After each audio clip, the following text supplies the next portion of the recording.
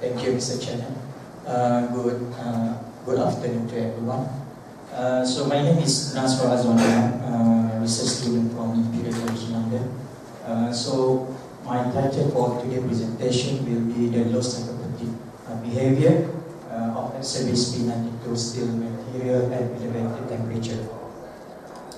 So for the presentation outline for today, I would like to talk about some introduction of the study, and then the focus of the study, experimental setup and the parameters, some result in discussion on the effect of strain amplitude on the low psychopathic life, effect of strain rate on fatigue life, and some preliminary result on the fracture behavior, and then I will conclude my presentation. So for the introduction, P92 steel material is widely utilized in power plant components such as superheated tube and steam pipe due to its good mechanical resistance and also creep resistant properties. So such components actually experience rather complex loading condition at constant and also temperature cycle during the operation, and this can lead to low psychopathic and also thermomechanical fatigue failure. So at low strain rate, creep damage also may influence the fatigue life of the component. So if this happens, then the interaction between the creep and fatigue must be taken into account during the life assessment analysis. So this figure, so I put one figure from the work from the Hormozy 2014 on type 316 stainless steel. So Hormozy in his work done the low psychopathic testing at very high, low frequency. And then he found that, he claimed that at lower frequency the damage on the material may due to the creep cracking. So,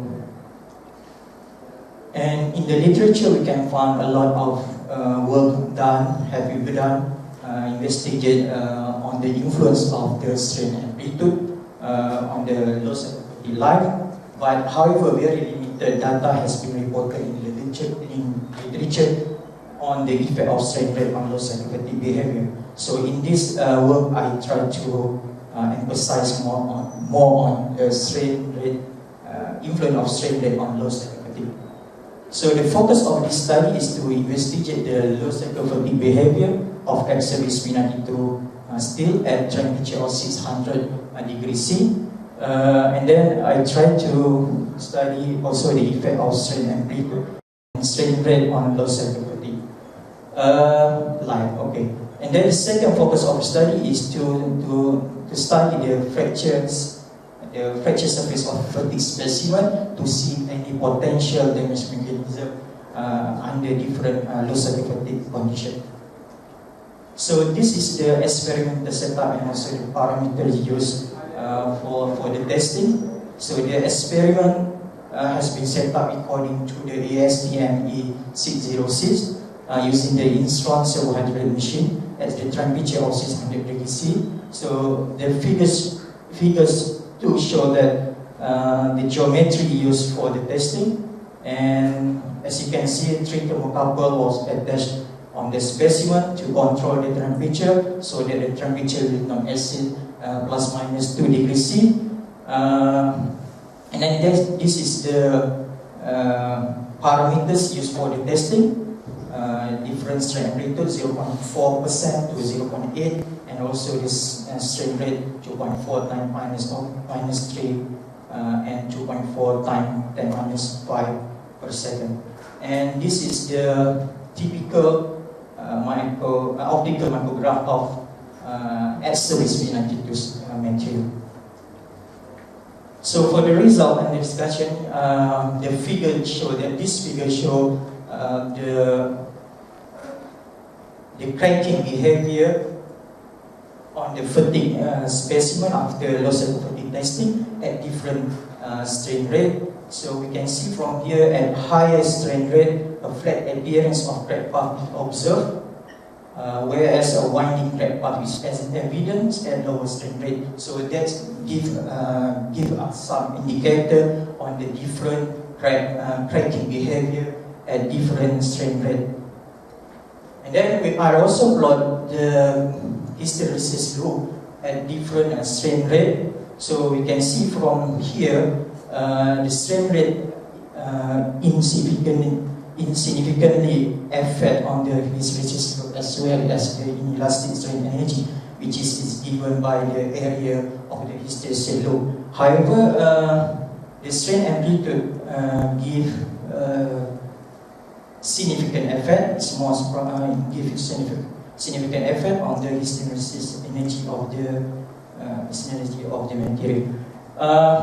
And if we see again on figure 2, I also plot the hysteresis loop for the first cycle and also the half-life cycle, and we can see here the stress, the peak stress level drop as the number of cycles progress. So it shows that the material is softened over the number of cycles. So this graph summarizes all the results for testing parameters. So so we can see here in general the material softened over the number of cycles, and there is no saturation state was observed for this material. And basically this result, this behavior can be divided into the 3 stages. The first one is the rapid drop of the stress, and then the material softened gradually until the micro crack was observed in the material, and then the stress will drop rapidly due to the reduction of the cross-section area. So from the result, this table summarizes all the results. So low cycle fatigue life actually strongly depends on the strain amplitude.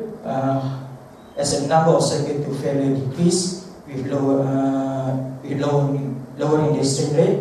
However, the phenomenon is less pronounced at highest strain amplitude. So the effect of strain rate actually is less pronounced as the highest strain amplitude.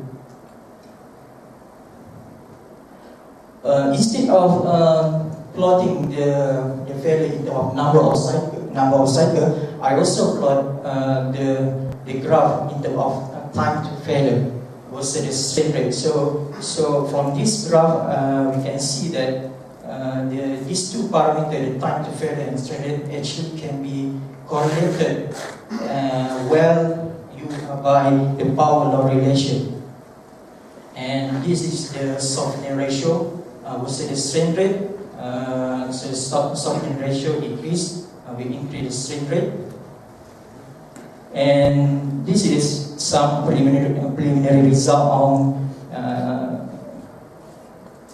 on the fracture behavior of the specimen tested in low cyclotic condition. So we found that at the very low strain rate, at the strain amplitude of 0.5%, we found that there are multiple sites of potential crack initiation on the fracture surface of the specimen, and some crack we found that are initiated from ejection to the inclusion region. This is because the boundary between the inclusion and also the matrix is relatively low.